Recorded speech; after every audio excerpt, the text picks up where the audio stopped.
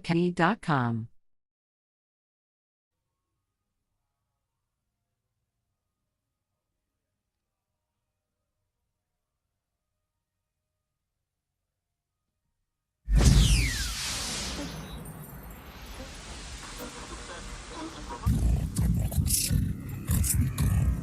And that spells it the best in fine stereo.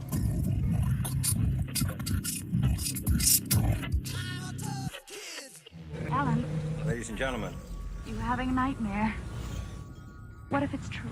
ladies and gentlemen, Alan, it's a possibility, isn't it? the very word secrecy is repugnant Secrets. in a free and open society. And we are, as a people, inherently and historically opposed to secret societies, to secret oaths, and to secret proceedings. We decided long ago that the dangers of excessive and unwarranted concealment of pertinent facts far outweighed the dangers Constant, extreme danger. which are cited to justify it. Even today, there is little value in opposing the threat of a closed society by imitating its arbitrary restrictions. Even today, there is little value in ensuring the survival of our nation if our traditions do not survive with it. And there is very grave danger Extreme danger. that an announced need for increased security This is Conspiracy Queries with Alan Park. will be seized upon by those anxious to expand its meaning to the very limits of official censorship and concealment. That I do not intend to permit to the extent that it's in my control. You're crazy. And no officious, high or low, civilian or military, should interpret my words here tonight as an excuse to censor the news, to stifle dissent, to cover up our mistakes. Isn't the Pentagon suspicious that all the building would blow up? Or to withhold from the press and the public I think you're just looking at things for the first time. the facts they deserve to know. You've had your whole f***ing life to think things over. What good's a few minutes more gonna do you now? The facts they deserve to know. They deserve to know.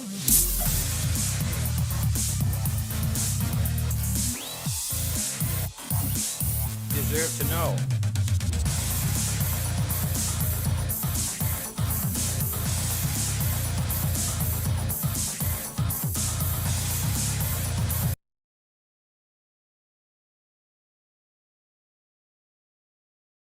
Opinions of the individuals during this broadcast are their own, and may not be the opinions of their group or other organizations they may be involved with. All medical advice during our broadcast is not a medical opinion and should be checked with your medical physician. This show is a rebroadcast of the Green Crush podcast with Alan Park. Heard on 420radio.ca and seen on cbgtv.com.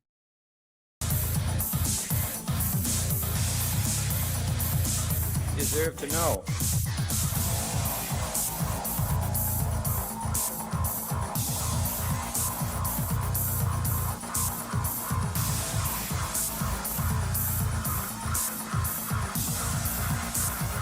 Facts they deserve to know.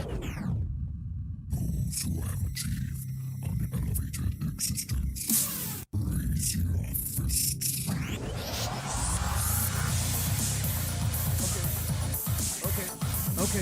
Okay. Hey. Thanks for tuning in. Welcome to Conspiracy Queries with Alan Park. These are the Conspiracy Queries, and I am the Alan Park. Still get to be here.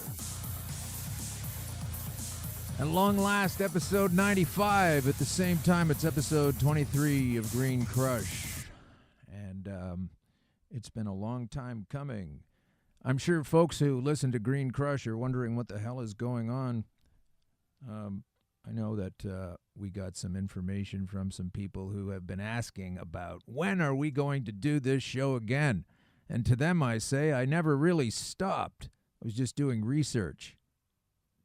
Some of that involved lying on a gurney. So welcome to the show. Green Crush 23 is Conspiracy Queries number 95. And from now on, we're going to put those two things together.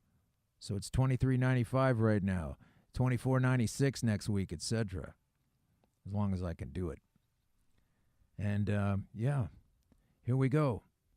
I've been away. Folks, Conspiracy Query folks, I've been away because, as I said on some of the more shows near the end of the run and of my run, I wasn't able to do it anymore. So, and the answer to that reason is cancer, stage 4, fully metastasized. I just withered away to a discount wheelchair and a cane to get around. Not too fun. And all through 2013, folks, none of the doctor's appointments, none of the tests that they chose to run were showing me what was wrong until November, the end of the year, until the emergency ward on an extremely cold day where 3 to 4 hours I waited for another doctor, an emergency room doctor, to tell me cancer, aggressive advanced stage 4 prostate cancer that had already spread through my blood, destroying my prostate, cinching off my urethra just as the wizened cork that it had died off to be a cork, stopping the flow, enlarging my bladder, itself oddly unaffected by the cancerous state of my prostate. A bladder barely able to empty itself, not without painfully induced effort and force. Just a test tube squirt at a time for some normal brief relief. I got all kinds of jokes about this, but not right now, because it hurt to stand up, and it hurt to sit down, and it hurt to be awake. My bones all year, lucky 2013, literally fizzing away like slow-motion Alka-Seltzer in ginger ale. Spectacular slow motion. And I guess with that, there goes any sponsorship opportunity for this show from Alka-Seltzer, Schweppes, or Canada Dry. Stage 4. Too late for chemotherapy. Too late for surgery or radiation, I was told. Stage 4 cancer. No choices, just a ticking clock with 10 to 12 months left on it. The last 5 or 6 were going to be quite ugly, I was told. I was told in this particular situation there was nothing they could do. Nothing they could do to help me live. Rather, they offered me a palliative drug to help me, and this is a quote, ease on out. Yeah. Do I really look like a person that would ease on out? There must be some facts out there, I thought to myself. There must be some facts out there. And I asked my doctor, so what you're saying is there's nothing else that can be done? No, he said, in fact, telling people this is one of the worst parts of my job. Oh, wow, Doc. Sorry to mess up your day. Seems like a million years ago, and for cannabis awareness and availability in Canada, it certainly was. And on Conspiracy Queries, I asked questions about situations that are not fully resolved in my mind. That was my show. But the situation of cancer put serious questions in my mind. Nowhere near resolved. And this was my life. And you could call it denial if you need to, but I didn't believe my doctor.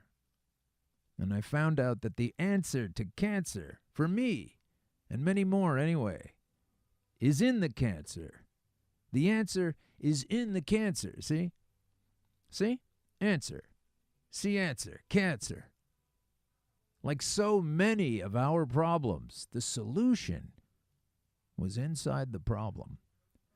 And I told everybody, the kind folks listening to my show over a couple of years, that it was on the internet, and it was on Sirius XM, that I couldn't really do it anymore. And I didn't tell them that I was told that that might be permanent. And I started using cannabis oil. So thanks, Google. Thank you, Rick Simpson. Thank you, fellow Canadian Rick Simpson, who isn't allowed to live in Canada anymore for some reason. I still need to talk to him. Thank you, good sir. And I started to feel better. And I started to learn more about cannabis. And the more I learned, the more I realized you can't really talk about cannabis without talking about conspiracy. Cannabis awareness and conspiracy knowledge are encompassed and intertwined. And that's why, here on Green Crush, that's all it ever was. Green Crush. The show we created, 3 people, to share this knowledge, for others to have benefit from. Others who might have been told there's no medical option for you. According to this fellow with all the degrees, all of the accolades and the research behind him, in great study of mainstream medicine. Green Crush was actually just a conspiracy queries episode that went down a path. A topic that I had to spend more time on than just one show like I used to do. I had to spend my life on it. And I got it back, not the same one, but it's more interesting anyway. I get to live. It was a conspiracy query the whole time. How do I get to live? Why can't I find out what can save my life when I'm being told there's no way to do that? It's kind of curious, because my life was on the line. And I found out that this topic that would save my life, cannabis, was really being shown a door. Because I'd been shown the door a few times. Shown door number 1, chemo, door number 2, surgery, door number 3, radiation, and none of them were going to let me in. None of them were going to change my life. So for those of you concerned that I don't listen to my doctor and I'm being irresponsible, I don't know how to tell you that's not true at all. I listened to everything he said, and what he said was, you're fucked. Pack your bags, you're going to cross to the other side. Take care of your financial details. Get ready to wrap up your life. You just turned 50. Now you're going to get the hell out of here. I wasn't ready for that. Didn't want to do that at all. So my research showed me there was another door number 4.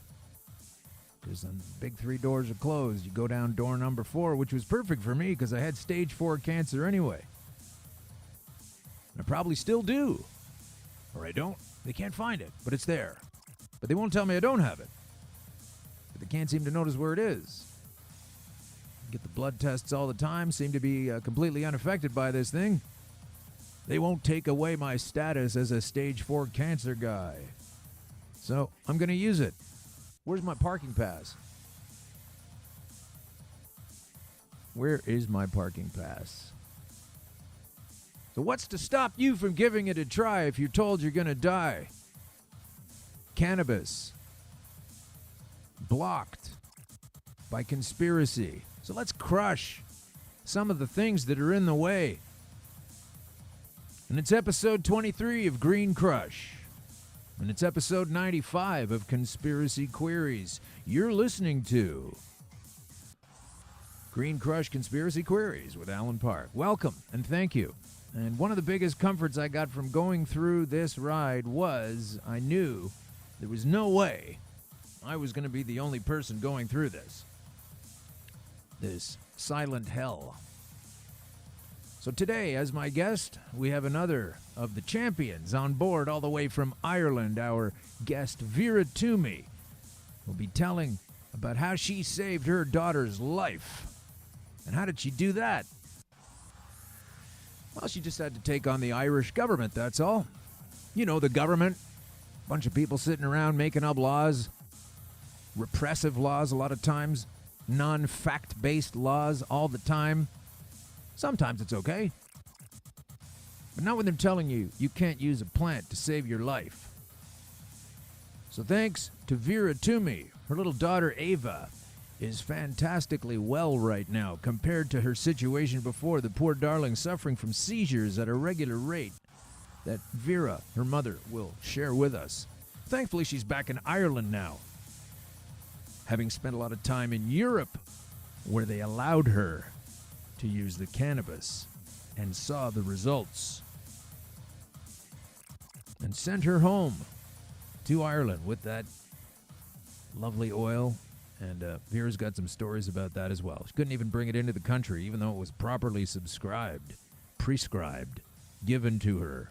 So, Vera Toomey, thanks for coming on. And if you're in the government right now and you're some kind of a minister or on a minister's team, you know, the real people that read the emails, consider this broadcasting effort as a raising of my fist. Okay, so that's what we're doing on this show, is we are blowing away some of the bullshit little bit at a time. Takes a while. We have 22 episodes behind us in order, from 1 to 22. Then we have a Christmas and New Year's Eve show. And if you're sick with cancer or some other kind of debilitating disease, and you've not tried this and you've not heard of this and your doctors scoff at this, hey, I know it's a bit of a stigma sometimes. I certainly go through it. But it's better to go through a stigma while you're alive than not to go through one like a nice little boy that did all his chemo and medicines and now he's dead. Now, like I said, I wasn't offered that. Wasn't offered that myself, so it's okay. That's how I found out about this. I'm pretty sure that if I knew about it, that I was only stage 1 or 2, I might have tried chemo. You know, I might have done that. I can't say I wouldn't have. I believed that it didn't work. I used to make jokes about it as a comedian. Yeah, I used to make jokes about chemotherapy and pharma in general. But maybe when my ass was in the sling, I might have gone there, huh? Can't really know that. I would like to think I wasn't going to do it. Because when it came to crunch time, I got right onto this cannabis thing anyway, and it's real easy to do. It's really simple to understand. There's just a lot of obfuscation around it. So that needs to change. And we're trying to get that together here on Conspiracy Queries and Green Crush. It's Green Crush Conspiracy Queries with Alan Park. It's even going to take me a little bit of time to get that said. So before we get to Vera Toomey in England. Sorry, not England. Oh, my God, this is a live show. We'll have to cut that out for the retake. I didn't mean to offend my guest before I even had her on the show. We are going to have to say... Sorry about that. She is in Ireland. She's in Dublin, of course. Just a slip of the mind. So thanks, Vera, for coming on. Wait till you hear what this woman has to say. Oh, my goodness. We are blown away by this woman, and you should Google her while you're waiting to have her come on here. Before we get to that, though, Eggplant Digital. Eggplant Digital Media, Canada's most exciting digital media content creator. Hopefully this is exciting content creation. Just telling you what happened in my life, that's all. I don't know if it's content or anything. It should help you, though. All right, we also have, there's a Lyft conference going on in Vancouver, and my producer, Kim, has tickets. And if you're subscribed to any one of the numerous platforms that Green Crush Conspiracy Queries is attached to, try to keep it to Green Crush for Kim and tell her you want to go to the Lyft conference. That's where a bunch of people that talk about cannabis and use it and partake of it in various different ways and means manage to get together, share some products, and find out about this wonderful plant. There's a whole industry coming up around this thing, and they're doing the best they can while the government does everything they can to shut it down. It's not supposed to be fun. It's not supposed to be good. It's not supposed to be entertaining. It's not supposed to help you. Meanwhile, we find that's not true at all. Can't really help you medically? Yes, it does. Can't really help us economically? Yes, it does. Eventually, all of these people who've been professing that this is garbage and terrible are going to have to scrape the egg off their face and get on the right side of history. Truth Seeker app. The Truth Seeker app. This show is on the Truth Seeker app. Now, I don't know when I say this show if I mean Green Crush or Conspiracy Queries. It's one or the other. Or both, hopefully. But you want to get on this app. Truth Seeker app is an app that collates and gathers a bunch of different shows that are highly informative and not always of the party line, the governmental party line. I know I'm going to be bucking my head up against this fake news, mainstream news thing, but I didn't create that. I just happened to notice. A couple other people I want to thank, too, before we get rolling here. Pierre Bourque at Bourque.com. Bourque.org. Bourque.org. Has a great news collation page there if you want to ever see what's going on around the world with a Canadian focus, because Pierre lives in Ottawa. Pierre Bourque. A great page there. Bourque.org. Gathers all the news of the day or some of the stuff that he finds more important than other things. A lot of mainstream things on there, of course. The Ottawa Citizen, the Globe and Mail, the Washington Post. And he's got a podcasters page on there. And I contacted Pierre, told him what was going on with me, and he put me right on the podcasters list on Bourque.org. So BOURQUE.org. Find out some things that are going on in the world, and then click the button, and away you go to my show. And my name is Alan, so I got to be at the top of the list. He put Alan Parks Green Crush, which is not really how I use the name, but that's okay. That puts me at the top of the list with some fine other broadcasters, podcasters as well. I'd also like to mention Aleafia. Aleafia. It's the company that's selling cannabis that's been deeply financed and invested into by a couple of cops. Holy shit, that's not cool at all. We got us an asshole who used to be on the RCMP and another punk who used to be the chief of police in Toronto. Those guys put a bunch of people away. And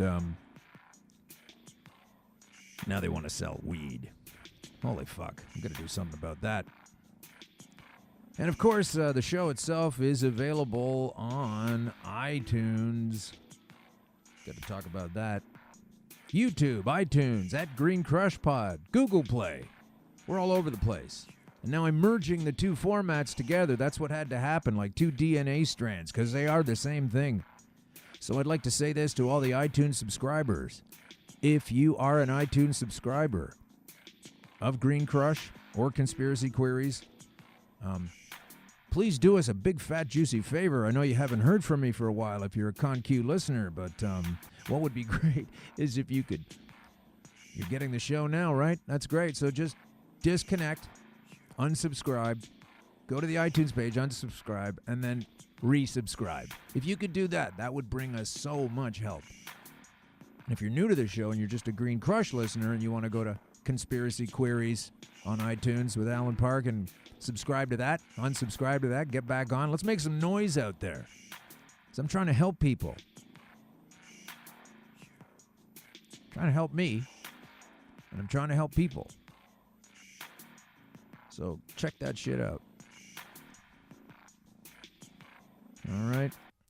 So we are now going to, I'm going to get, Vera has been popping in there on Skype. We had some tech troubles. That's why we were unable today to start exactly on time at 2:03, and we are always a little bit late. And that's what happens. But here's the Skype. And let's hope we get Vera Toomey on the liney. Here we go. Hello. Vera. Hello. Hi, Alan. How are you? Good. Sounds like there's going to be a bit of a delay. Is that right? Yeah, I can hear you. You can hear me, but there's a delay, right? Are you answering on my heels? Let's take a look. I think so. I hope so. Okay. Well, you sound great. Listen, I think we'll just everyone understands there can sometimes be a delay on Skype, so I'm going to just introduce you to the crowd. I've already done that. I've told them who you are. I've told them you're an Irish mother and you've spent a lot of time outside of Ireland. Let's go back into time a little bit and tell us about your young, lovely daughter, Ava. And she was a little baby, and at one time, a little baby, and you found out some horrifying news. So let's just start at the beginning of the story, Vera, because no one over here in Canada and North America, we don't know your story enough. It's very powerful. So please tell us all about it.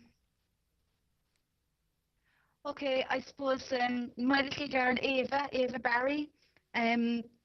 Sorry, my name is Vera Toomey, and my daughter Ava Barry. She's 8 years old now. She's just turned 8 in November, and you know, we're very lucky to have her, because when she was born, everything was fine, and I suppose about 4 months in, which is pretty common for parents that have kids with Dravet syndrome, around the 4-month mark, we took her in for vaccination, and she was vaccinated at about 11 o'clock in the morning, and later that night, around 7:45, Ava had her first 45-minute seizure. How long was the seizure? How long? What was that? It was nearly an hour. It was just over 45 minutes, her first tonic-clonic seizure. My goodness. And you know, it was to be honest with you, I don't know whether this happens to other people, but for me, I don't remember hardly anything about the night that it happened. I think that it was such a terrifying experience that you know, it almost got wiped clean. But obviously my mother was there with me. My husband was still out working at that stage, and we called the ambulance. We called my husband to come home, and he got home as quick as he could. We went into hospital. The seizure had stopped by the time the ambulance got to us, and she had another seizure, something like around 25 minutes again, going in the ambulance. So when we got in, they attempted to stop the seizures, but it wasn't really working for the doctors the way it normally would. And subsequently, anyway, we met a pediatric neurologist who sent away blood tests to Glasgow in Scotland, because the tests couldn't be done in Ireland, and they identified that Ava had a syndrome called Dravet syndrome, which is a genetic malformation of a gene. And I suppose the Dravet syndrome or Dravet syndrome, and I suppose the connection with the vaccination, it could be either or, really. A lot of times kids with Dravet, it's their first experience of a spike in temperature after the vaccination, and they say that's what can trigger the first onset of seizures in kids with Dravet. So Ava continued to have her seizures for, you know, let's say she was a November 2009 baby, so, you know, 2010, 11, 12, 13, you know, 14 on. We went through every medication that was available to our daughter. We had the phenobarbital, the Rivotril, the stirpental, the clozapam, the Epilim, the Keppra, you know, and many, many more. And unfortunately, as we were told the day that we were delivered our diagnosis, I probably should explain what happened that day. Actually, do that. We were brought into a room in the CUH hospital, and the neurologist said to us, you know, we're very sorry to say that we have identified that your daughter has a form of epilepsy, and they said it's not a hereditary form of epilepsy. To which my husband said, well, that's good news. And the neurologist just said, no, it isn't good news. That's not good news at all, because the type of epilepsy your daughter has is an intractable drug-resistant form of epilepsy that's caused by a malformation of a gene or a mutation of the gene as they describe it, but I don't like the word mutation, so I like to say malformation.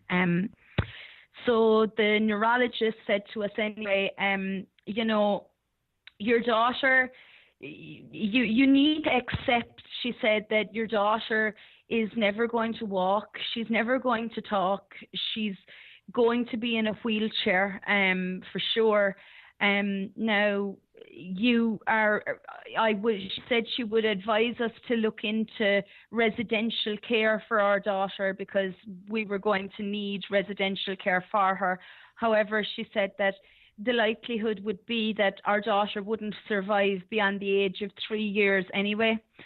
So that was the delivery of what we had ahead of us, you know, 4 months after the birth of our first child. But it didn't end at that, because they had something for us, which was 3 photocopied pages off the internet, entitled Dravet Syndrome for Dummies. And we were handed those 3 pages, and that was essentially it. And I remember thinking to myself, I cannot believe that somebody is handing me this. Like, I have seen these books on the shelves, you know, Microsoft Office for Dummies, you know, Learn Spanish for Dummies, you know, something like that. But this is my child. This is completely and utterly inappropriate. And I wouldn't really be one, Alan, like to be swearing, but what happened to me was that day I started to shout. No, I just said no, no, no. And I was swearing, and they actually had to remove me out of the hospital because I went completely hysterical. It was something that had never happened to me before. But this was just the most, I'd say it's probably the worst day of my entire life to have confirmed that, you know, this monster of a diagnosis had been placed on my daughter's shoulders. And so I felt very angry because I felt like, you know, how can somebody tell me that my baby's going to be dead in 3 years' time? How do they know that? You know, I didn't know anything about Dravet syndrome at the time, but I knew in my life that there are difficult things that happen and you have to try, at least you have to try and overcome them or do your best. But the diagnosis we were getting was that there was no hope at all. And they in the following months, they told me that I was in severe denial. And I said to them, yeah, that's grand. Like, I'm happy in severe denial, actually, because my daughter is going to walk. And, you know, if she doesn't walk, it's not going to be from the want of me trying to get her up on her feet. You know what I mean? I do. Like, I felt kind of, right, look, if Ava isn't going to be able to achieve walking or speaking, you know, we'll deal with that, but we're not going to deal with it on the basis of somebody telling us that's it. And, so then you're at the juncture. You know, you're at the juncture at that point of having to accept. This is a very key point because when we spoke earlier on the weekend before this show, there's a lot of things that happen to people like us, and what you found out was there was no choice, and there was nothing that could be done. And, you know, a lot of people would prefer if you had have just left it like that. Oh, goodness, Alan, they would absolutely. I mean, I suppose, you know, I've been a terrible pain in the neck to a lot of people, really. Oh, yeah. But I'm afraid that I'm not going to apologize for fighting for my child, you know, because, like, as I said to you, I kind of forgot to mention about how the diagnosis was delivered, but after the delivery of the diagnosis, Ava's seizures continued and continued and continued. And what happened was we were started on phenobarbital. I think the next medication might have been Topamax. The next one I think was, it might have been the Keppra. And what was happening was, like, they'd put you on one medication and it would fail, but they wouldn't take you off the medication that had failed. They put you on a second one. And for the first while, we were kind of saying, well, one medication failed. Okay, well, 2 tablets is probably better than 1. So, you know, that would be good. But then that didn't work either. And the next thing, we were maybe a year and a half, 2 years down the line, and Ava was on 5 different medications. At one point, Ava was on 19 tablets a day, and she was still having seizures. The pharmacological crown and anchor wheel. They just spin that thing around. Hey, try this one. And it doesn't work either. Okay, go on. That's what was happening, you know. And I mentioned a medication. I suppose essentially what was happening was there was constant seizures and constant trying of different medications, which were mounting up and up. And we got to a point then where there was this medication called stiripentol has had excellent results for some people, and I wouldn't want to come across and say like that, you know, if pharmaceutical medications work successfully for somebody, you know, that's great. Absolutely. I mean, what's the name of that one again? Can you tell me the name of that? You kind of dropped out there. Sorry, it's a stiripentol, it's called. Stiripentol. Okay. Exactly, yeah. So that medication at the time that we got it, it wasn't licensed in Ireland, and they brought it in from England for Ava to try it, because we had essentially run out of options kind of around that time. Mm-hmm. And anyway, I suppose actually there was 1 or 2 more we tried after the stiripentol. However, anyway, Ava was walking at this stage at around the age of 2.5, and because we got our daughter walking, you know, and like I would say to anybody, wherever they're listening, you know, if somebody tells you that your diagnosis and your outcome is going to be the same way that they told us that our outcome was going to be, you don't have to accept that. You don't have to take that, because you can try. Well, a particularly ridiculous Englishman once told me, now we always have to obey what our doctor tells us. But though I threw down the gauntlet at that point, I said, no, that's not true. Not always. Yeah. Sure, you might obey for a while, but, you know, I think it's good to disobey then later in the time, you know. I mean, my little girl at that time that the stiripentol came into her life, it resulted, they put her on the stiripentol. She reacted extremely badly to it, and it resulted in my daughter being in a coma for a week. Oh, my goodness. And it was directly the stiripentol medication, it was uploaded into her body too quickly, and she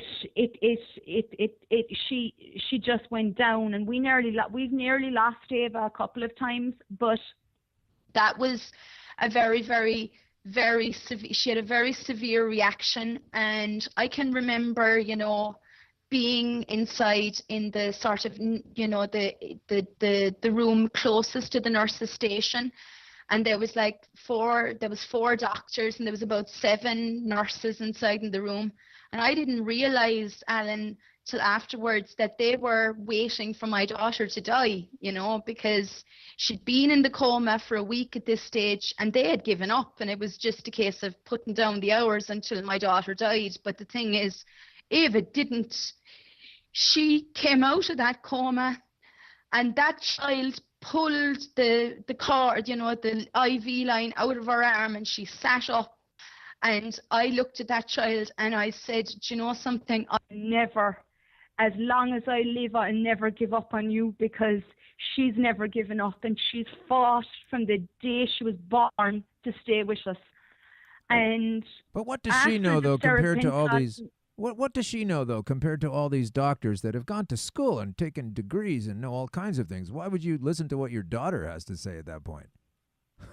But you know, that's the that's the great difficulty, isn't it? I mean, you know, kind of nobody inside in the hospital was very happy to see us arriving in again, because after time, you know, you develop courage and you develop the ability to not accept what's being said to you and to challenge what's being said to you. Right. And that really does make, I think, a lot of the medical people very uncomfortable. Yes. Because they're not used to that. They don't like to be challenged so much. But yeah, like, after the Seroquintal, there was another couple of medications tried. But the thing was, my daughter had got up and walked at that stage. You know, she'd done it. But after that week-long coma, she lost the ability to walk because of what happened to her. But still, it took us 12 months more to get her back up on her feet and walking again. But she did it. She lost nearly all her body weight. She had developed some words. She had 3 or 4 words, maybe a little bit more. And, you know, she lost those words as well because the seizures wiped them clean. And it took another year to get her back on her feet, but she did it again.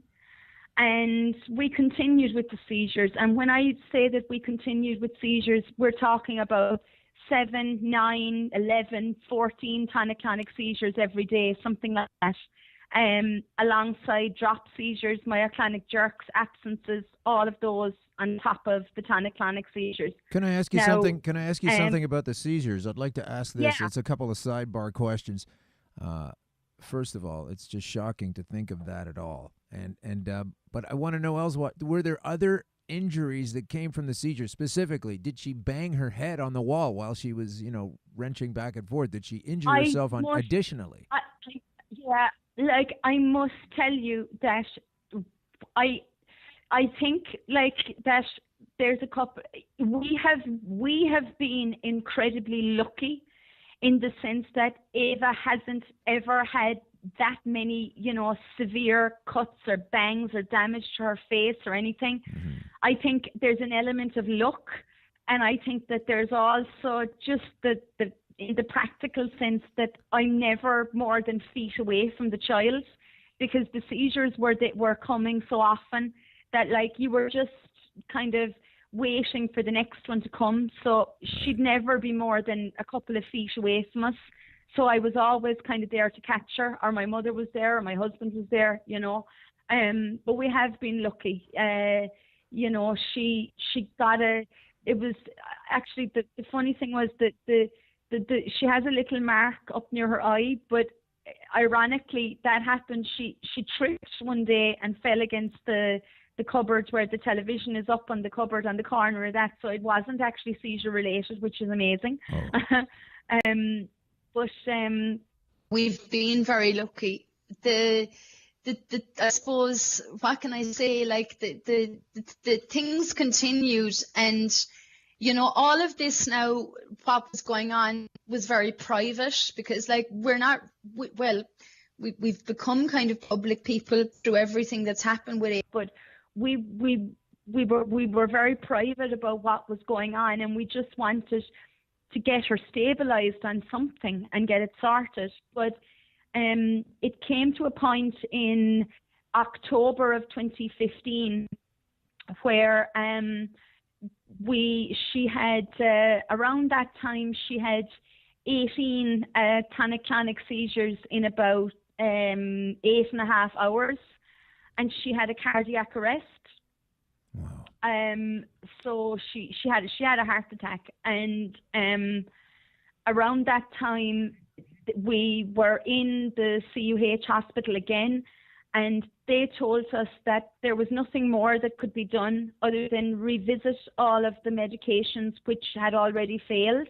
Oh, right. And I said to, you know, I said that make you want us to go back to the beginning to try all the options that have failed my daughter. Amazing. Yeah. I said that doesn't make any sense. Like, there must be something else available. And they said, well, all we can offer now is to monitor her seizures, and that you would take her home and make her comfortable.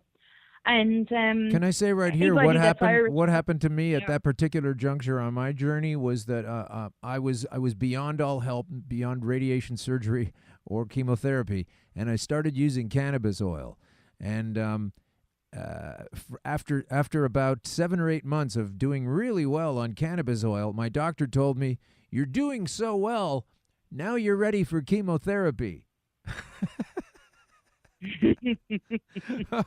Do go on. Oh no! Yeah, he might have been ready, but I don't think you were ready, were you? No, I wasn't ready at all. No. With us, it's funny. It's something similar. We were very, very blessed. We've been very blessed in a lot of ways, you know. Like the person who came to our attention pretty much immediately, because at the 2015 stage I had done an awful lot of research about the medical cannabis. I'd seen how well Charlotte Figge was doing over in the States. You know, seen her mom Paige, heard about the Stanley brothers, never thought that I would meet them, but I have met Joelle and I've met Jessie. And tell us a bit about who they are. Wonderful people. Tell us who those guys are right now. Joel Stanley and Jessie Stanley would be the producers of the Charlotte's Web Oil, which is named after a little girl, Charlotte Figge, and her mom, Paige Figge, who had severe epilepsy as well. And Charlotte was on a do not resuscitate list at one point. She was having upwards of a couple of hundred seizures every day. And Paige very bravely went to the boys and asked them to help her daughter, and they did, and they were able to administer cannabis oil, the Charlotte's Web Oil as it's called now, which assisted Charlotte in reaching, you know, the level of activity that she's at now, because I see sometimes on Facebook, you know, she's riding her bike and she's doing all kinds of things, and I just hope that, you know, we'll be the same as that. I believe actually that we will. But at the time in 2015, it was just around that time that Charlotte's Web Oil became available in the hemp store on Capel Street above in Dublin. And we met Mark and Jim up there, and we got the Charlotte's Web Oil. I met Jessie Stanley in the store very briefly that time. It was Joel Stanley in the in the store very briefly that time, and just was very impressed with his sincerity, and that helped us a great deal also then to trust that the oil would be a good thing for Ava, and it really was. The results of starting on the CBD oil alone were magnificent. And where were you when you were doing that? Where were you when you were giving her that oil? Still at home? In Ireland, Ireland, you know, like in October of 2015, I started a change.org petition to get in contact with the Minister for Health. Now, the minister actually didn't want to meet me, which was hardly surprising, I suppose. But I persisted, and it was around that time that we became very public on the radio and newspapers and any sort of opportunity really that we could to highlight Ava's need for the oil that was working so well for Charlotte to get access to it. We were very keen for a neurologist to be involved to oversee Ava's care for her safety as well. Didn't want to meet you, huh? But no, he didn't. And it took me 8 months to get a meeting with Simon. And in the end, the way I got my first meeting with Simon was that I went on a program hosted by Jonathan Healy. I think it was News Talk, I think it was on. And I just said, look, my daughter's in a really bad way. I need to meet the minister. I've been trying for 8 months to meet him. And if he's not going to meet me, go up on the train and I'm going to go to Dublin and I'm going to stand outside the gates because I have to meet this man and talk to this man about getting what my daughter needs. Yeah. So he rang and I got a meeting. And subsequent, and there was, you know, we had hope at that stage that something would be done, but subsequently nothing was really done.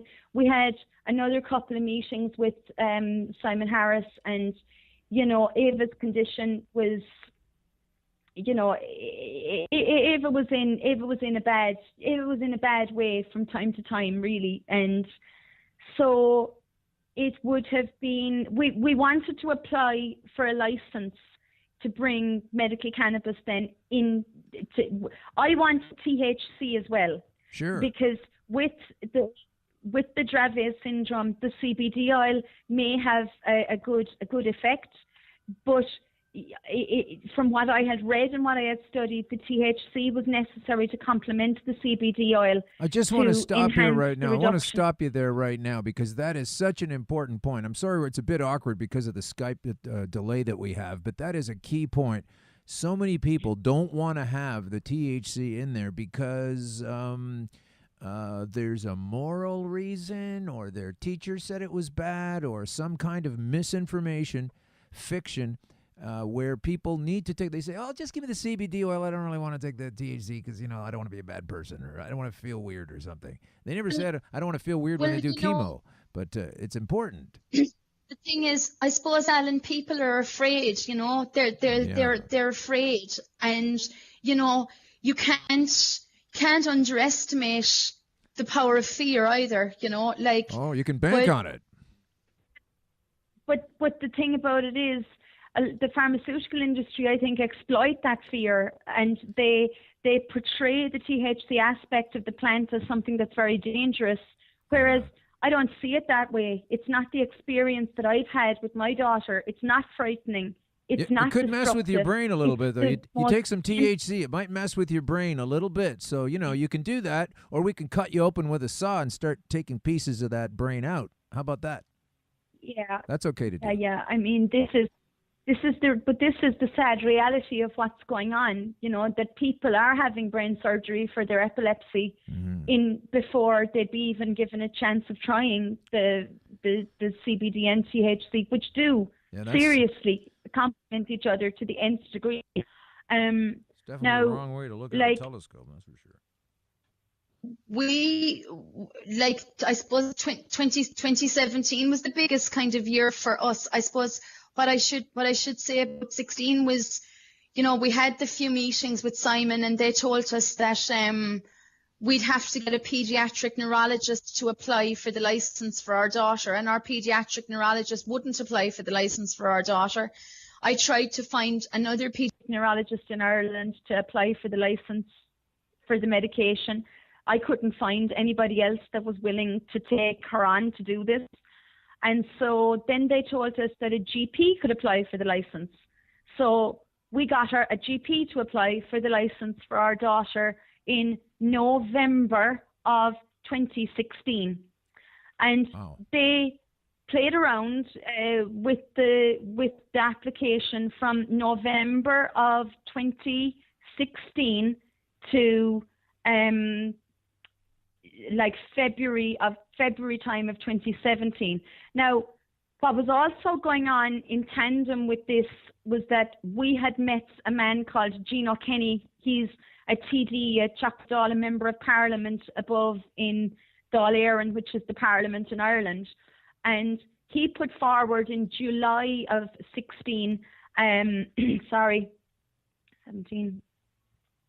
Sorry, I'm just, my dates are getting muddled now. It was July of 17. Yeah, it was July of 17 that Gino put forward the legislation for people to be allowed to use medical cannabis in Ireland. And the bill was debated in the Dáil around the December time, and it went through. Okay, so I'm just going to stop you again because the Skype cut out. Hang on a second, Vera. The Skype cut out a little bit again, and I lost the high end of what you're saying. You said you went to the Irish Parliament, and just pick it up from there. The folks may not know the Dáil. The Dáil is the Parliament. So for people know the parliamentary system. That's right. The Dáil is the Parliament. Yeah, and we Gino Kenny, the TD, the Member of Parliament, he was supporting us all along as we tried to apply for a license. Good man. But the paediatric neurologist wouldn't apply for the license. The government then told us that GP could apply for the license, and they mucked around with our application from November to February of 2017. And then we had another meeting with them, and at that meeting, they said that they were not going to accept the application from the GP because the GP wasn't a qualified enough person to apply for the license. And I said, and my husband said, but like, lads, I mean, are you joking? Because like you told us we could get a GP to apply for the license. We found a GP to apply for the license, and now you're saying you never, that was never going to work. So I remember sitting at that fine mahogany table in the beautiful big high ceilinged room, and I said, this is not going to work. Like I said, I'm going to go home and I'm going to do something. And I wasn't sure what I was going to do, Alan. But when we left the build, when we all that day, I said to Paul, I'm going to walk. And he said, like, you're what? And I said, I'm going to walk to Dublin. And my husband thought I was after losing my mind. So, how far away are you from Dublin? How far is that walk? How long of a walk is that? It would be in a car. It would be about 2.5 hours, 3 hours to drive. I suppose. Wow. It's a couple of 100 miles. I think it's about 200. Is about 200 miles, 150 miles. I'm not sure. Okay. But anyway, like, I mean, Ava was continuing to have seizures, like, at this stage, and so at the table that day, I said, now the thing was, I began to walk and completed the walk from Mallow to Dublin at the end of February 2017. But around the November time, I had begun a previous walk, which I had started in my home village of Ahabolog, and I walked 18 miles to Mallow in just that one day. And Simon Harris rang me that evening, and he said he'd meet me again. He told me, Vera, I'm not comfortable with you doing this. And I said to Simon, and by the way, Simon Harris, the Minister for Health in Ireland, I said, well, Simon, I'm not comfortable with doing it either, but I mean, what do you expect me to do? Like, you won't communicate with us, and it's not working. And he said to me at that time, he said, Vera, promise me that you won't do this again. And I said, no, Simon, I won't promise you anything. I said, what I'll promise you is that if you come up with a solution to help my daughter, then I will not do this again. But if you don't come up with something to help my daughter, then I am going to complete this walk and I will be back again to do it. And so that was the November of 16 that we had another meeting because of that original walk that I did. And I stopped the walk because he met us again, but I had told him that I would recommence it. And when they abandoned our application in February of 17, I said, I'm going to start again. So we drove into Mallow. Mallow, as it said now, is about 18 miles from our home here. And we began to walk to Dublin from Mallow. Did you have any media coverage at all when you were there, Vera? Was there anybody following this? Well, this was not the one thing that was absent from our walk to Dublin was a plan, because there was no plan. This was a spontaneous thing because it was on the Thursday that they told us that the application was rejected. I was ready to walk on the Friday, but Gino Kenny and my husband Paul talked me out of that, and I said, right, we'll start on Monday, and I wasn't having anything but that. And Gino got a one-way ticket down from Dublin, down to Mallow train station, and he walked the whole way back up to Dublin with me. We had the TV3 news because I was in constant contact at the time with Paul Byrne. And Paul and his cameraman came out and covered us as we started walking. 3 News. But that was the TV3 News. And then a number of radio stations picked up on it as well. It is what happened on the journey that was really amazing. Like I just had learned how to do Facebook Live at the time, so we kept in contact with people on Facebook via the Facebook Lives, Right. and people just started to join us. Oh, that's great. I mean, on the course of the 9 days that it took us to walk the rest of the ways to Dublin, there was certainly more than 5,000 people joined us on that walk to Dublin. 5,000. Wow, that's amazing. Yeah, not all at the one time now, mind you, but people did what they could. When we went from Mallow to Kildallery, people joined us. When we went from Kildallery onwards to Mitchellstown, people joined us. When we went from Mitchellstown up to Cahir, people joined us. And it happened like that the whole way up. We had radio coverage from the radio stations that were in the vicinity of where we were walking. And things, just the most extraordinary kindness. Like, people were so furious that somebody had to do this to get attention for their child. Now I'm going to get to the point here. I'm going to get to a point now because will you come back on the show sometime?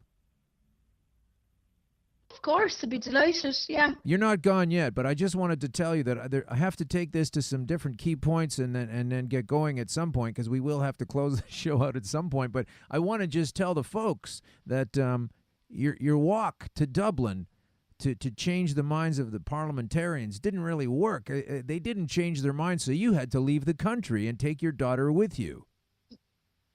Well, yes, what I suppose to kind of try and cut it short and fit it in for you a little bit was we got to Dublin. By the time we got to the gates of the Dáil, I think there could have been, conservatively, I think there was about 3,000 people. The streets were absolutely lined with people supporting Ava. We had a 5-hour meeting with the minister and his team. What came out of that essentially was nothing that was of any immediate benefit to my daughter. So what I did was we found a clinic in Spain which were willing to prescribe the THC for my daughter. Mm-hmm. I went to Spain with Gino Kenny and Luke Ming-Flanagan, the MEP over in Europe, and they arrested me on the way back into Ireland with the THC that I had a prescription for. Okay, hang on a second. Hang on a second. Mm-hmm. You had to go to Spain. And you over there, you were able to obtain a cannabis oil or a marijuana, some kind of license, and is that how it worked? Spain doctors were allowing you to, Spanish doctors were allowing you to take this, or how does it work? You're partially right. I did not have a license to bring the THC oil back into the country, but I had a prescription to bring it back into the country. And at this stage, I said, I felt like they can do with me what they want to do with me, because my daughter is more important than anything that they can, threaten me with. Mm-hmm. So I brought the THC back into the country, and I was criticised for this, but I felt it was the right thing to do, because I'm not a criminal and I'm not doing anything wrong by bringing an oil that's been prescribed for my child into the country. I declared so my you oil. had it on the plane. Now, you had it on your person on the plane, right? Yeah. Yeah. And you got off the plane and you went into the airport, and then what happened? They had sniffer dogs waiting inside in the airport to search us. So they lined us up against a wall inside in the airport, and they ran the sniffer dogs up and down all the passengers, including ourselves. All the passengers. Now, ironically, they didn't find the THC oil. The dog didn't find it. So he's probably high. I just took it out of my pocket and walked over to them, and I said, this is probably what you're looking for, isn't it? I said, I'm bringing Ava's medication home. So they arrested Gino, Luke and myself. They interrogated us for over an hour, and they confiscated the oil from me. Now, I was released, but I still didn't have what I needed for Ava. So on the 17th of June of this year, we decided that our only option was to leave for Holland.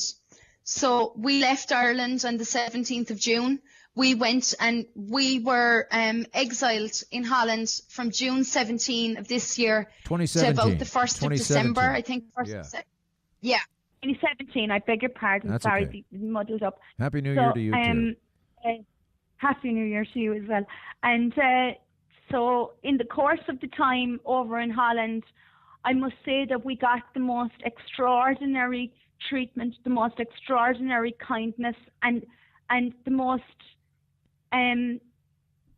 enlightenment from medical people that I have encountered in the 8 years that I've been dealing with Ava's seizures. So no sniffer dogs over there, no arrests? No, none at all, huh? No, civilized. Nothing. Just civilized, logical support. Wow. And our daughter was prescribed CBD and THC oil provided from the Transvaal pharmacy in The Hague. And say the name of that pharmacy one more time, please. Can you just say that again? It's Transvaal Pharmacy in The Hague. Okay, thanks. Thank you very much.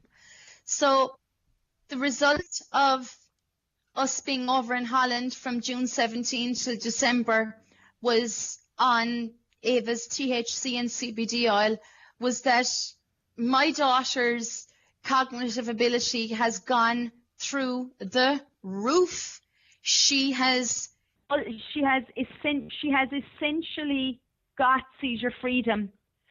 Wow. Now,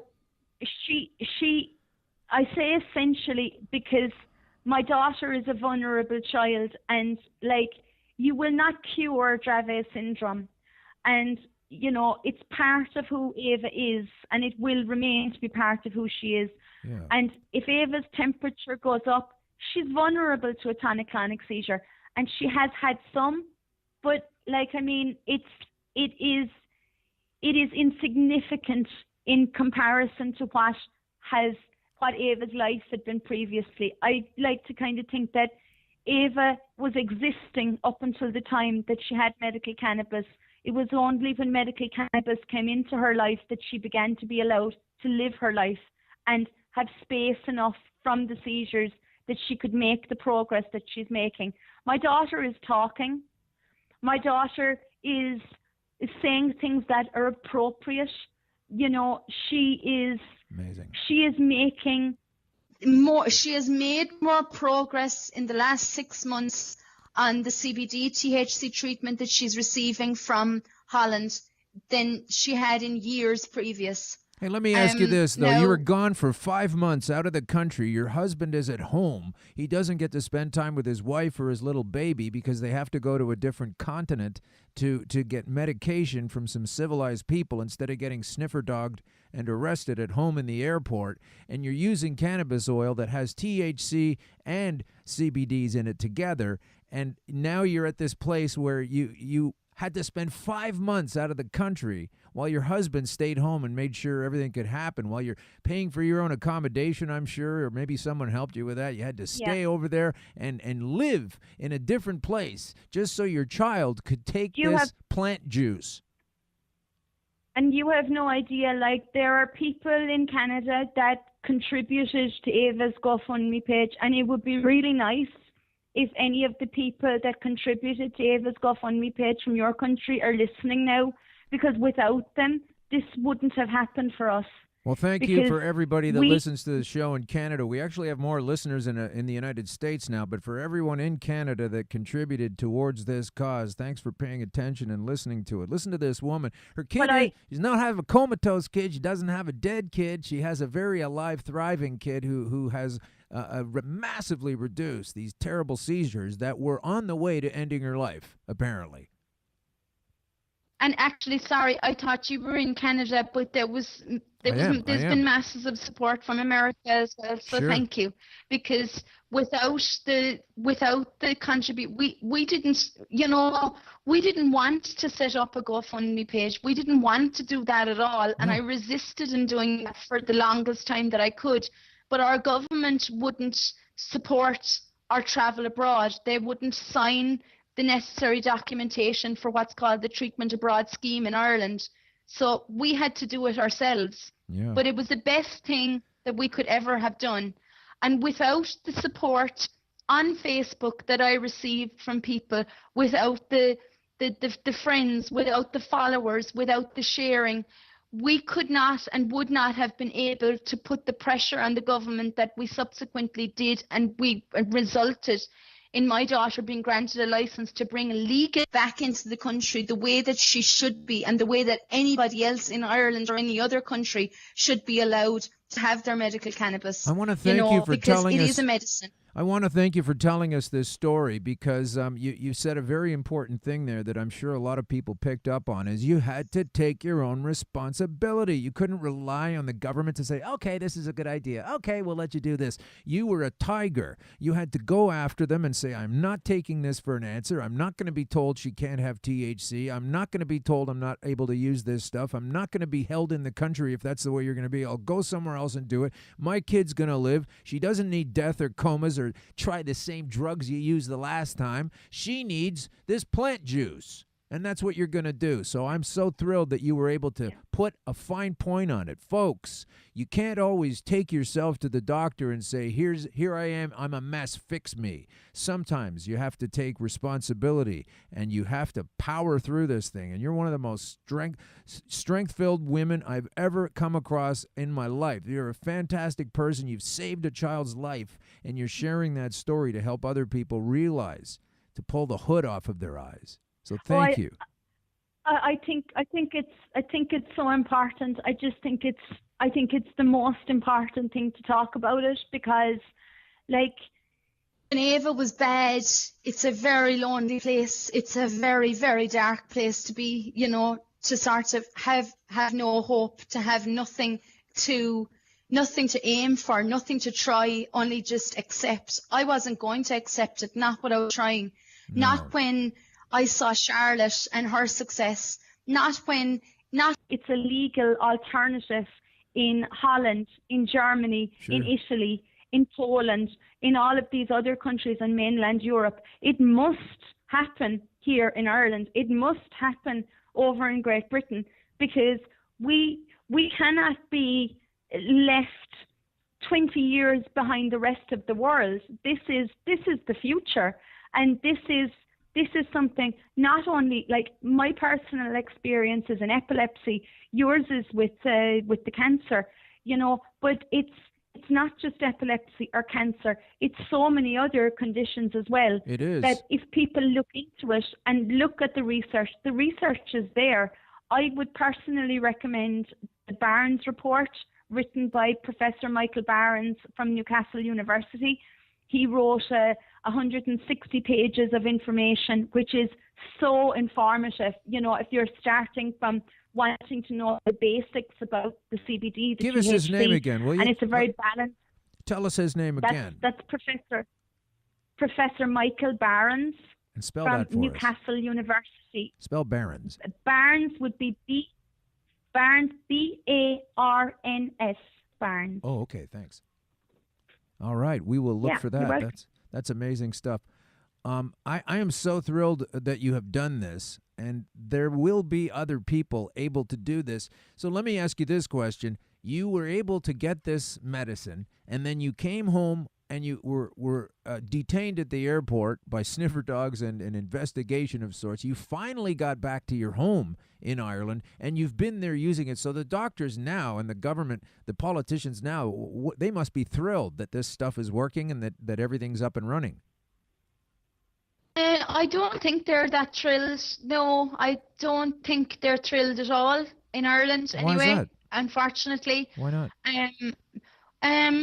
Because I just think that there's a particularly tight stranglehold in Ireland with the pharmaceutical industry. Oh. It's one of those things that, I mean, I don't have evidence of this, but you can only guess as to why there isn't just complete and utter joy to find an answer to patients' problems. Or I can't understand why there isn't even a willingness to embrace this treatment for other people. But in Ireland at the moment, there have only been 4 licenses granted for medical cannabis. 4? four in the whole country. Like 4 in total in the whole country?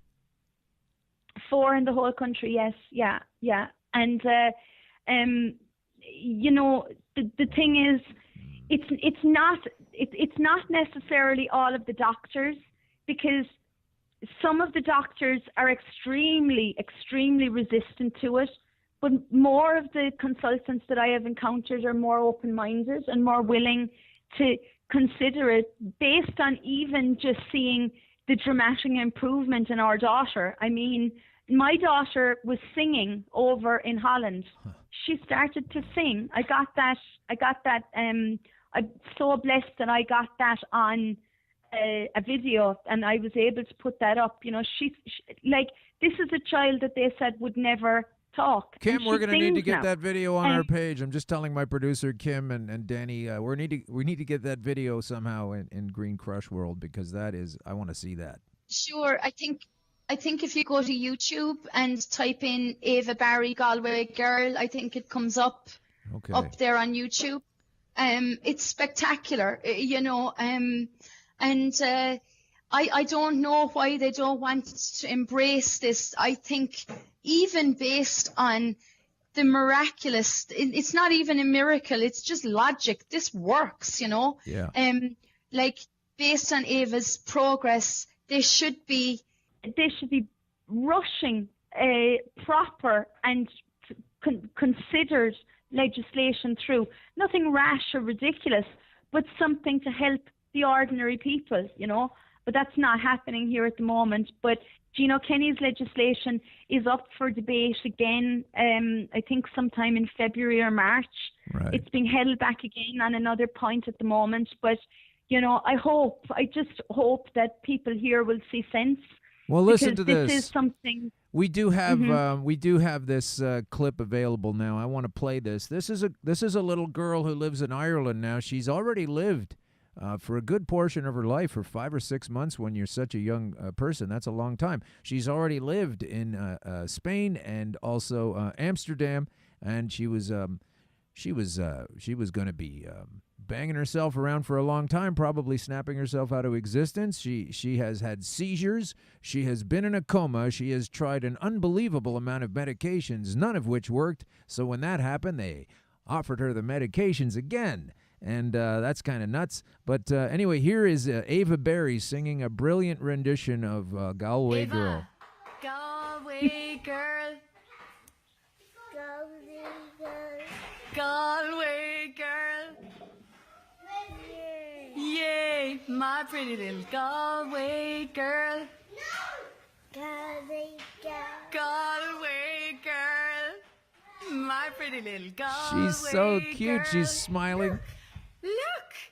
Yeah, and That's amazing. Actually, I think I don't know whether it's gone out in the States or not, but Ed Sheeran, the man who wrote that song, Right. I actually managed to someone got in contact with him and told him, because that's his song. I think he's going to be on The Simpsons or something in the coming days, or maybe just gone. I heard that on the radio the other day, but you might know Ed Sheeran, so it's his song. Yeah, that's amazing. And I was able to pass on a message to him to tell him that, he really touched her. That was an amazing day. It really was. Well, you Irish people have to stick together. This is a terrible situation that is seeming to change, because I'm going to guess that there are far more people in Ireland as a country that need cannabis oil than just 3 other people besides your daughter. I just don't believe that there are only 4 necessary cases of this particular oil. I don't believe it. I think a lot more people are going to have to get to the point where they realize. Oh, there's so many people that there's so many people that need it. There's so many people that are looking for it, and they're just not coming into contact with the doctors that are accepting of it at the moment. And not everybody is in the position that we were in to get such enormous support to be able to leave the country and to go and do what we did, so we have been, it's been an awful struggle, and it's been awful hard with Ava, but we've been very, very lucky, that we've been lucky that she's such a fighter, and we've been lucky that the people around the world cared enough to, step in and stand up for my daughter. You're amazing. I told you this when we spoke on the weekend. I know you've got a husband. I know you've got a family. But I love you. I love you, Vera Toomey. There's no getting around it. There's no getting around it, Vera. People around the world cared enough to, step in and stand up for my daughter. You're amazing. I told you this when we spoke on the weekend. I know you've got a husband. I know you've got a family. But I love you. I love you, Vera Toomey. There's no getting around it. There's no getting around it, Vera. We're going to have to figure something out. We're going to have to get together for real sometime. I mean, you got to write a book, man. You've got an incredible book there. You've got a wonderful story. And it's true. And it's going to help other people. We wouldn't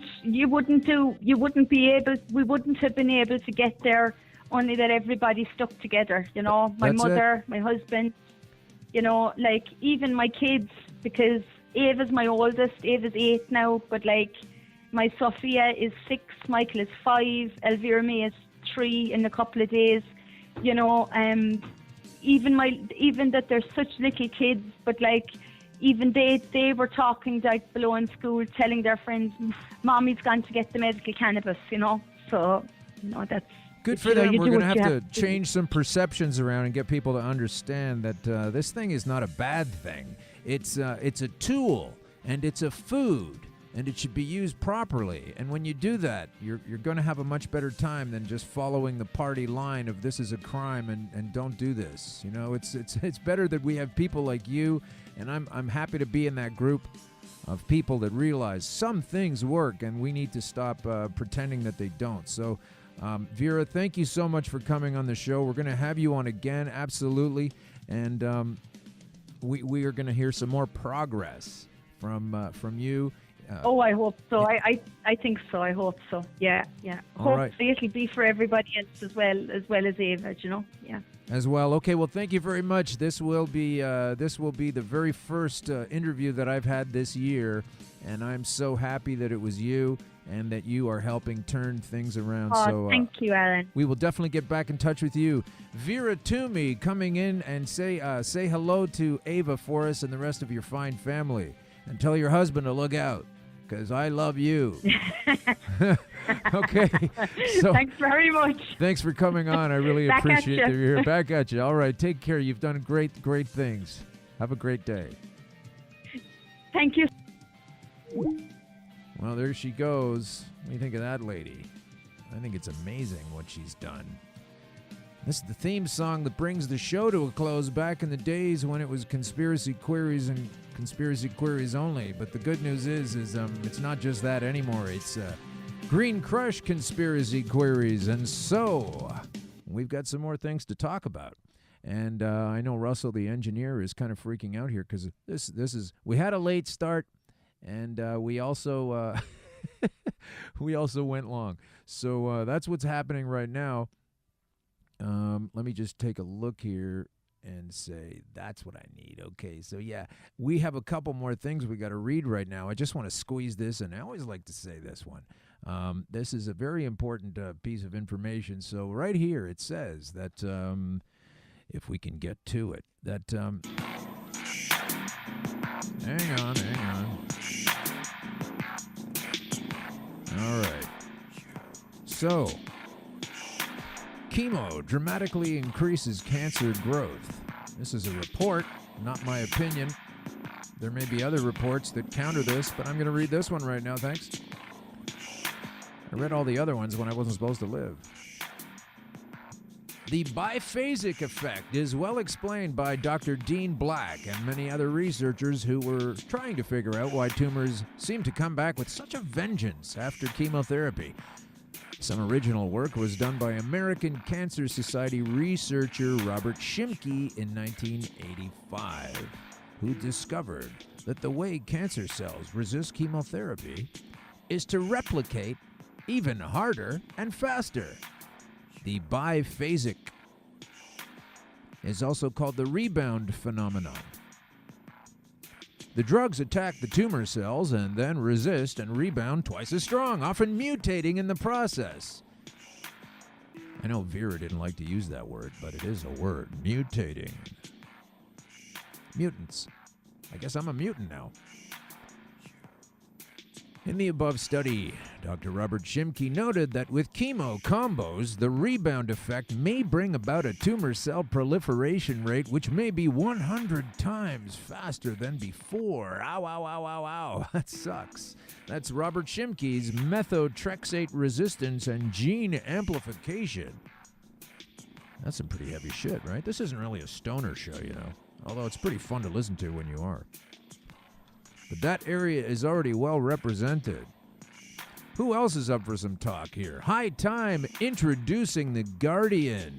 The Guardian's new cannabis column for grown-ups. Now, I have to thank The Guardian because they were so fantastic with their article, Cannabis, It's a Miracle. This was, Google that up, take a look at it, November 4th, 2001. How cannabis is no longer just an anecdotal relief for some people. If you keep saying that, you're an asshole that just doesn't want to do the research. That's okay. I'll save you some bother. It works really well, or I wouldn't be here. I'm going to keep banging this hammer down, helping some people out. But now this Guardian has a new cannabis column for grown-ups. Cannabis has long been shrouded in misinformation and stoner stereotypes, but with California, now the world's largest legal market. Hey, how's it going, my American listeners? And others likely to follow suit, it's time to start talking like adults. So Alex Halperin is going to kick off a conversation and invites your questions. Here's a question for you, Alex. Will you be covering any podcasts on your new column scope as Pierre Bourque does here in Canada with Bourque.org? Because I'd like to talk to you. I'm an adult, and I use cannabis, and I had cancer. I've got more shit to talk about right now.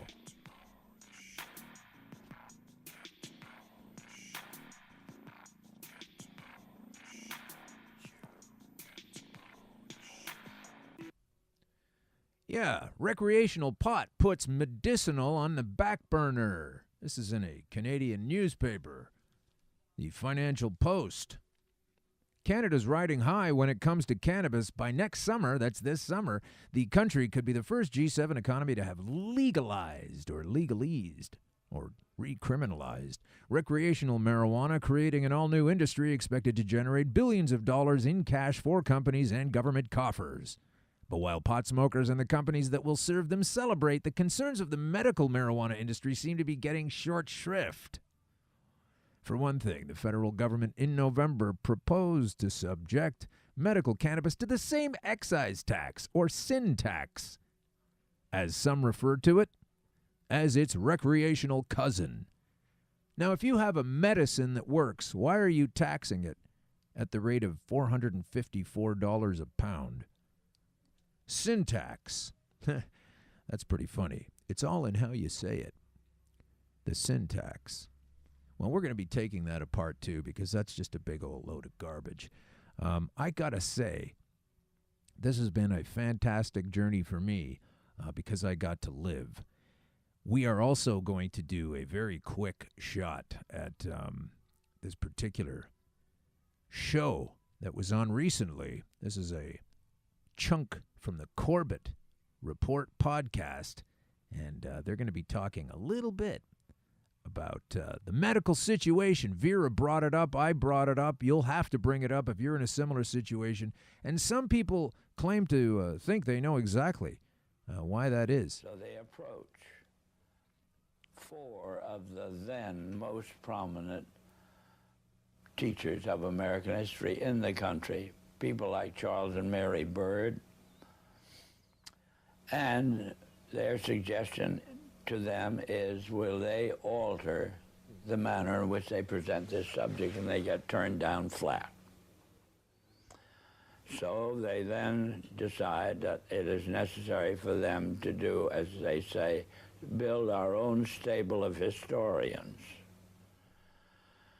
And then they approach the Guggenheim Foundation, which specializes in fellowships, and say, when we find young men in the process of studying for doctorates in the field of American history, and we feel that they are the right caliber. Will you grant them fellowships on our say-so? And the answer is yes. So under that condition, eventually they assembled 20. And they take this 20 potential teachers of American history to London, and there they're briefed into what is expected of them when, as, and if they secure appointments in keeping with the doctorates they will have earned. And that group of 20 historians ultimately becomes the nucleus of the American Historical Association. And then toward the end of the 1920s, the endowment grants to the American Historical Association $400,000 for a study of our history in a manner which points to what can this country can it look forward to in the future. And that culminates in a 7-volume study, the last volume of which is, of course, in essence, a summary of the contents of the other 6. And the essence of the last volume is the future of this country belongs to collectivism administered with characteristic American efficiency. Here we go.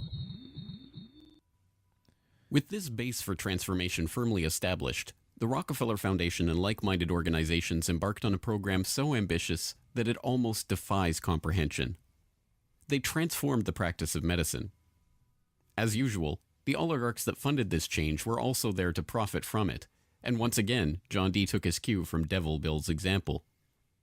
William Rockefeller had called his brand of snake oil Nujol for new oil, and Standard Oil spun off Nujol as a laxative under their Stanco subsidiary. Ooh. Manufactured on the same premises as Flit, an insecticide also derived from Standard Oil's byproducts, Nujol sold at the druggist for 28 cents per 6-ounce bottle. It cost Standard Oil less than 1/5 of a cent to manufacture. Bastards. Pharmaceuticals provided a lucrative new opportunity for the oligarchs, but in a turn-of-the-century America that was still largely based on naturopathic herbal remedies, it was a tough sell. The oligarchy went to work changing that. In 1901, John D. established the Rockefeller Institute for Medical Research. The institute recruited Simon Flexner, a pathology professor at the University of Pennsylvania, to serve as its director. His brother, Abraham, was an educator who was contracted by the Carnegie Foundation to write a report on the state of the American medical education system. His study, the Flexner Report, along with the hundreds of millions of dollars that the Rockefeller and Carnegie Foundations were to shower on medical research in the coming years, resulted in a sweeping overhaul of the American medical system. Naturopathic and homeopathic medicine, medical care focused on unpatentable, unmarketable natural remedies and cures, was now dismissed as quackery.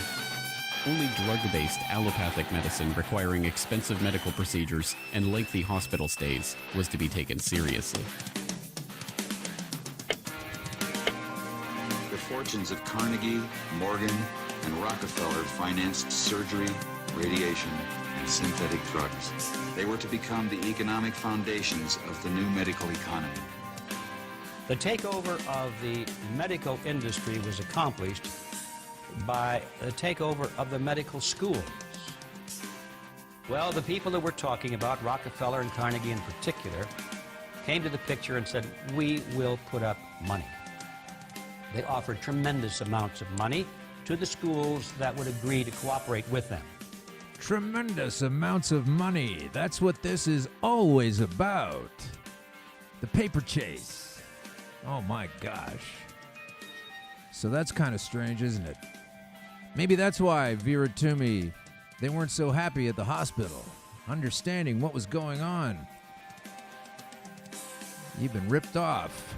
We're claiming that knowledge back now.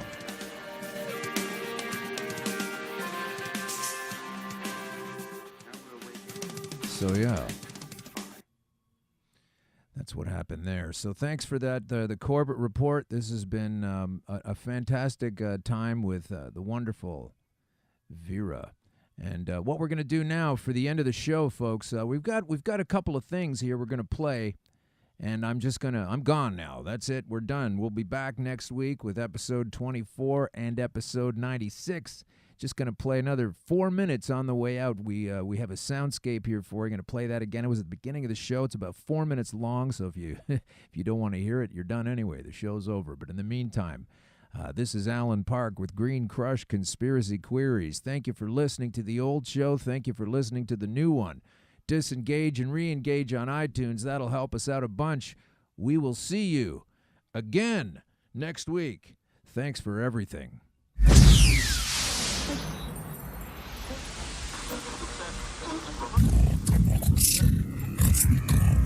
And that spells of the best fine stereo.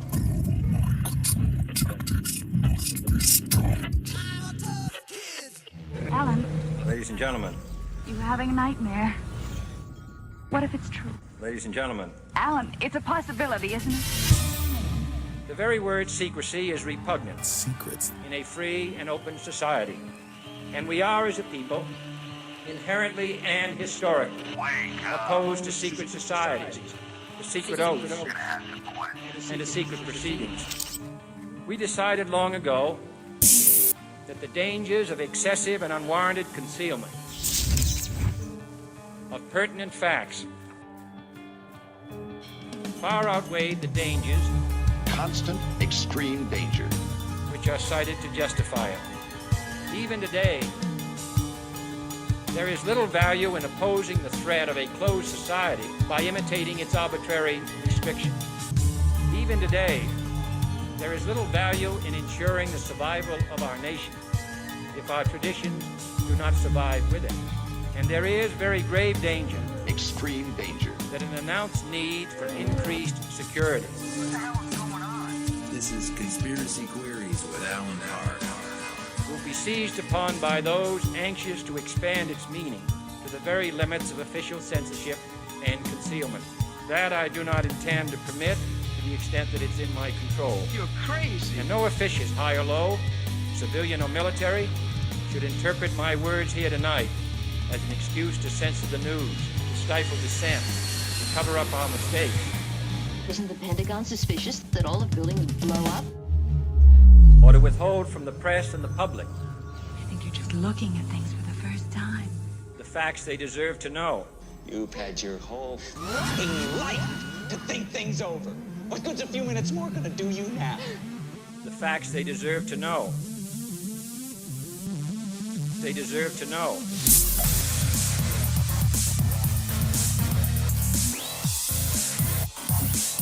Deserve to know.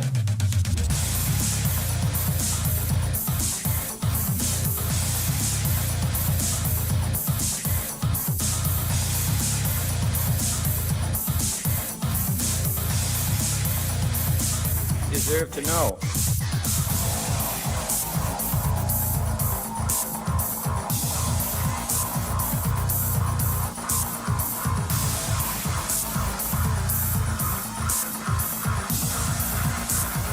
Facts they deserve to know.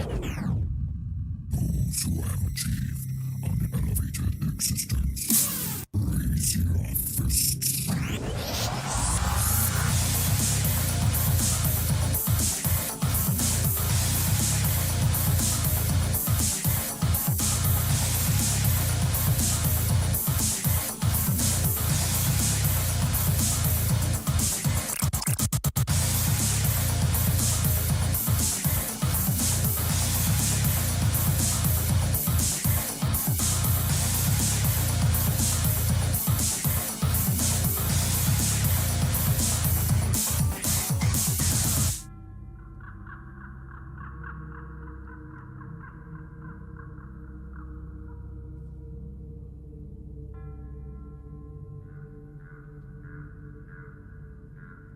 Raise your fists.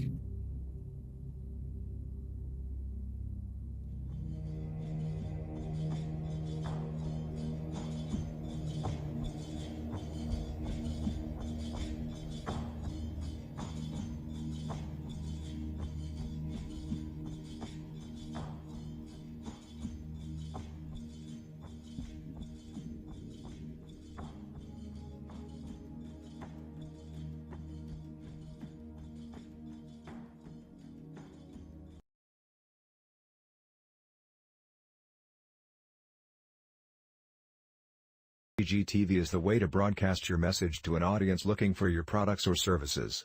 Affordable advertising, personalized campaigns, special promos, event attendance, and more. Talk to someone today, in person or by email. Find us online at www.cbgtv.com.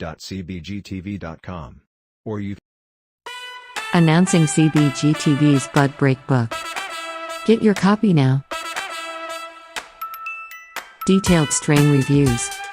Every purchase supports the ongoing efforts of CBGTV. Available from Amazon and at cbgtv.com or scan the QR code.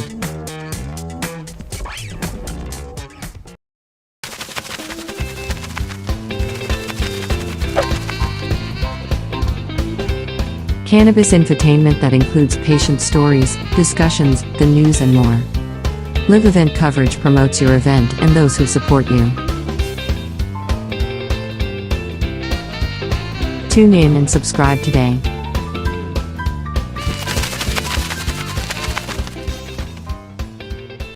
Cannabis Broadcasting Group here at